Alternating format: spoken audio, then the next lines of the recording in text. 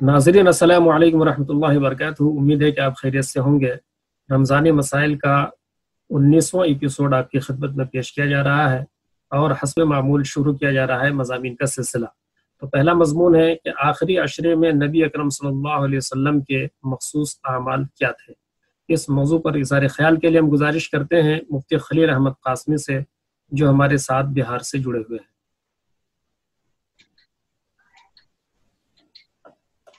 रहमानिर्रहीम। अस्सलामु अलैकुम वरहमतुल्लाह।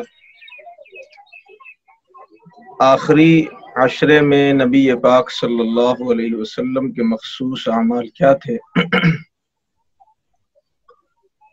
वलन तो रमज़ान के महीने में हुज़ूर अक़दस सल्लल्लाहु अलैहि वसल्लम के मुजाहिदे में तेज़ी आ जाती थी, लेकिन आखिर अशरे में हुज़ूर अक़दस सल्लल्लाहु अलैहि वसल्लम के मुजाहिदे मज़ीद शिद्दत आ जाती थी और आपकी इबादतें बढ़ जाया करती थी। रात को जागना बढ़ जाया करता था, नमाज की कसरत बढ़ जाया करती, जैसे आप अपने अहल वयाल को भी जगाते थे और खुद भी शब बेदारी फरमाया करते थे। उसमें नवाफिल की कसरत और सदक़ात व खैरात का मामला भी कसीर हो जाया करता था। अलगरज कोई खास ऐसी इबादत के वही ज्यादा की जाए और दूसरी ना की जाए, ऐसा तो रिवायत से पता नहीं चलता है। सारी इबादतों में इजाफा हो जाया करता था। जी शुक्रिया, जज़ाकल्लाह। दूसरा अनवान है कि इस्लाम में एतकाफ का फ़लसफ़ा क्या है। इस मौजू पर इज़हार ख्याल के लिए हम गुजारिश करते हैं मुफ्ती मोहम्मद निज़ामुद्दीन साहब कासमी से, जो हमारे साथ झारखंड से जुड़ रहे हैं। जी, असल में हर इंसान के साथ जो है नफ्स का मामला होता है, यानी इंसान के अंदर जो नफ्स है जो गुनाहों पर आमादा करता है, उसके तज़किये के लिए मुख्तलिफ तरीके इख्तियार किए जाते हैं। उन्हीं में से एतकाफ़ का फ़लसफ़ा भी है। एतकाफ़ का बुनियादी मकसद यही है कि इंसान गोशा नशीनी इख्तियार करे और वहाँ पर अपने गुनाहों के हवाले से, तमाम बुराइयों के हवाले से सोचे और गुनाहों से तौबा करके अपने आप को पाक साफ कर ले। ये शुरू से चला आ रहा है।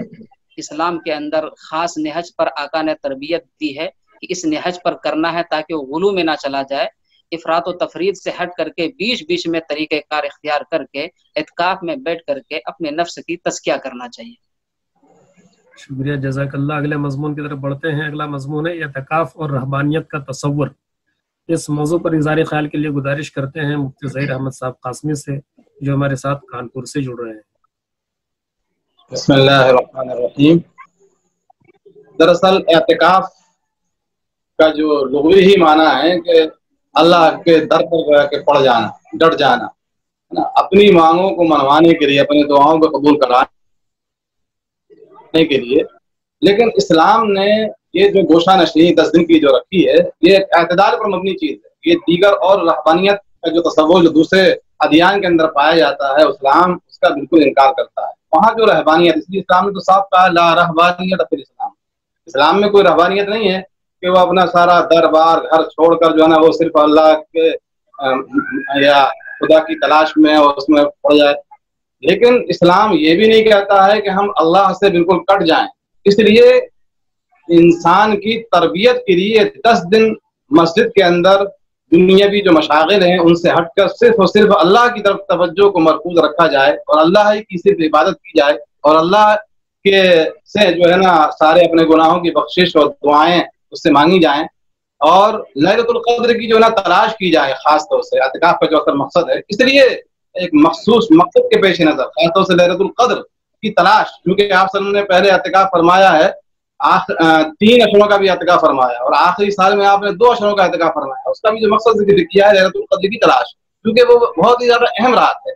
इसलिए रहबानियत से इस्लाम का कोई ताल्लुक नहीं है, बल्कि यहाँ पर मखसूस दर्जे में रूह की तरबियत, रूह का तज़किया, है ना, وہ جب حاصل ہو سکتا ہے جب انسان کم از کم وقتی طور پر ٹیمپریری طور پر ہے نا کچھ وقت کے لیے اپنا ایک وقت خاص کر کے صرف اللہ کی طرف لو لگائے، اللہ کی طرف، تاکہ اس کی پوری کی پوری توجہ حاصل ہو جائے۔ اسی وجہ سے اس کے فضائل بھی بہت زیادہ ہیں کہ صاحب مراقب فلاں نے لکھا ہے کہ اس کا اتنا بڑا اجر ہے، اگر کوئی اخلاص کے ساتھ میں اعتکاف کرتا ہے تو پھر جو ہے نا اس کا کوئی احاطہ ہی نہیں کر سکتا ہے، اس کی کتنی فضیلت، اس کی کتنی گویا کہ اہمیت ہو سکتی ہے۔ اس لیے اس کا تعلق جو ہے نا وہ رحبانیت سے اسلام کے اندر ہے ہی نہیں، تو وقتی طور پر ہے کہ وقتی طور پر مسجد کے اندر چلا، باقی اسلام باقی اور ایام کے اندر اور زندگی کے اندر حکم یہ دیتا ہے، اور ان اوقات کے اندر بھی یہ نہیں کہتا ہے کہ بیوی بچوں کے جو اخراجات ہیں ان کی فکر نہ کرے، بلکہ سارے چیزوں کا نظم کر کے پھر بعد میں وہ اعتکاف کرے گا۔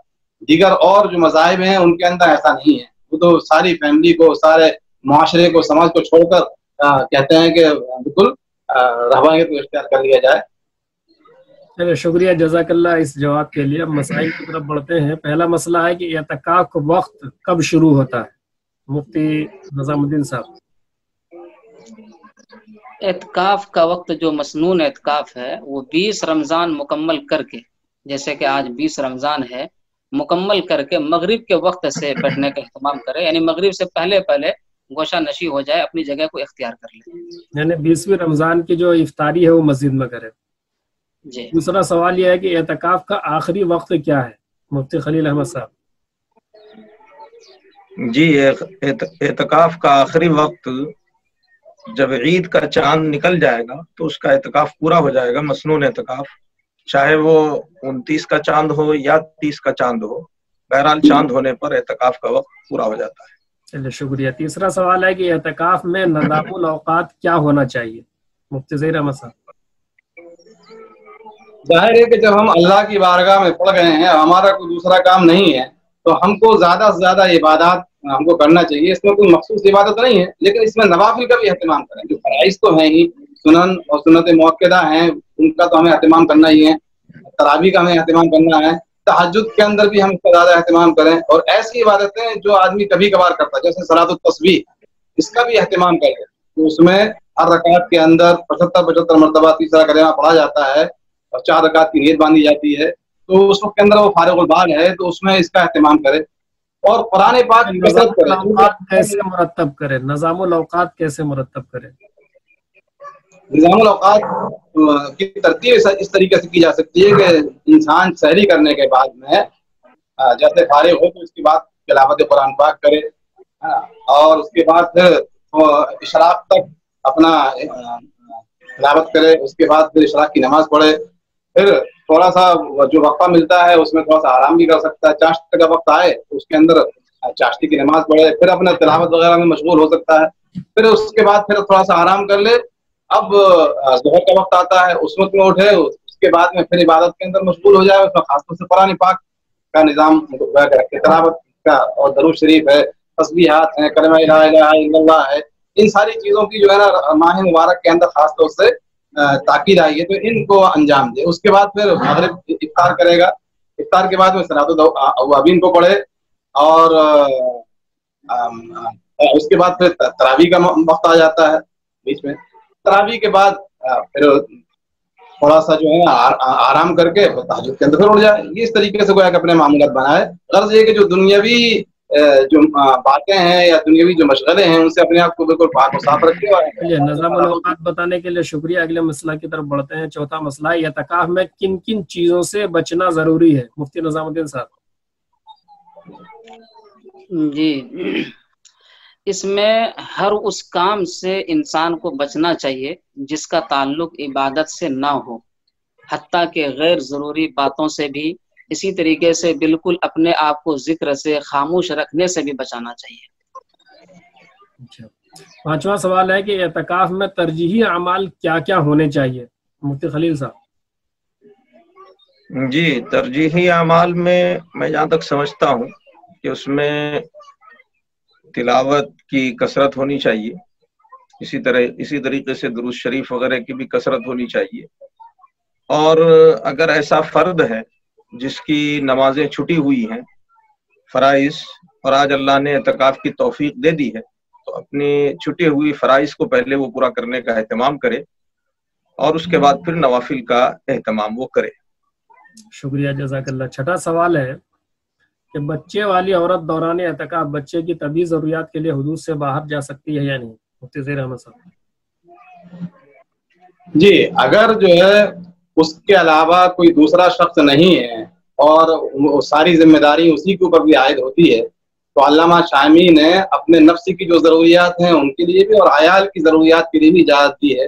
اور اچھا یہ ہوگا کہ وہ شروع ہی میں نظر کر لے، نیت کر لے کہ میں اس کام کے لیے بچوں کی جو ضرورت پڑتی رہتی ہے اس کے لیے میں باہر چلی جائے گی. یہ وہ ہے جو ضرورتیں پیش آتی رہتی ہیں اس میں.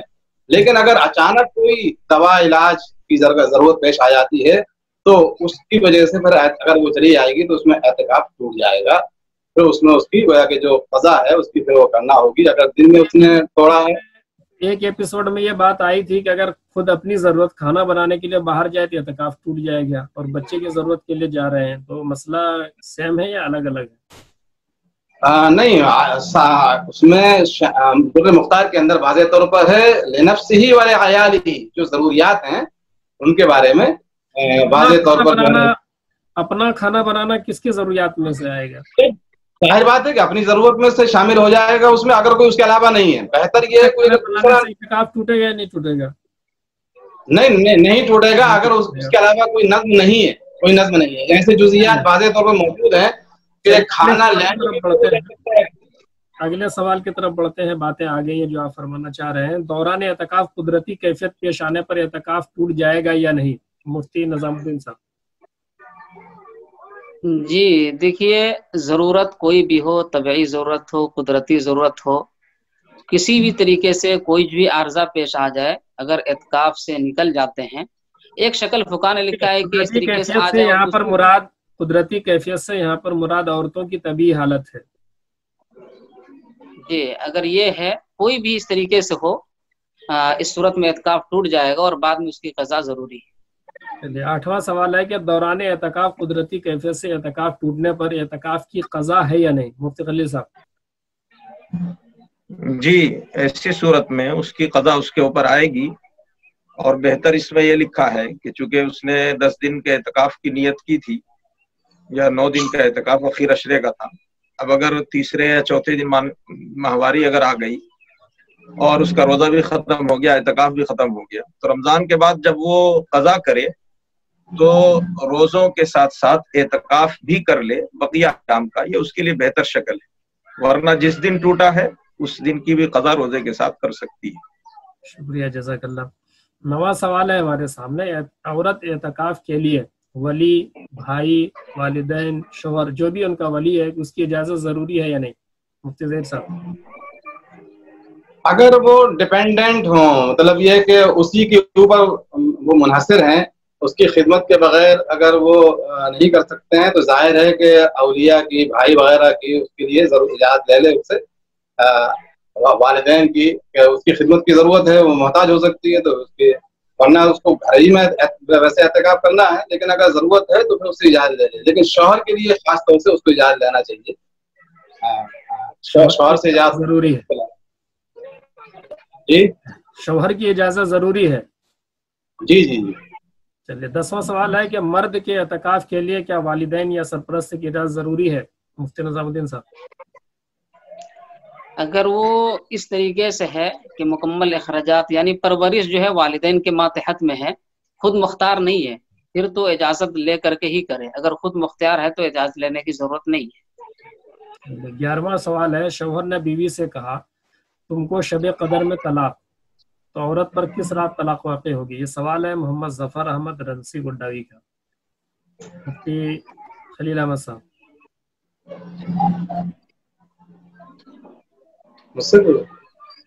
جی بتلائیے. ظاہر ہے کہ چونکہ شب قدر متعین نہیں ہے، شب قدر کوئی متعین نہیں ہے، تو اس لیے ایسی صورت میں طلاق واقع نہیں ہوگی. کیونکہ انسان شب قدر جانتا نہیں ہے، اس کی تعین نہیں ہے، تو ایسی صورت کوئی اگر ایسا بولتا ہے تو نمبر 1 تو اس طرح کی چیزوں سے انسان کو اس طلاق کا کیا ہوگا پھر؟ اگر ایسا طلاق دیتا ہے تو ایسی طلاق کا کیا ہوگا؟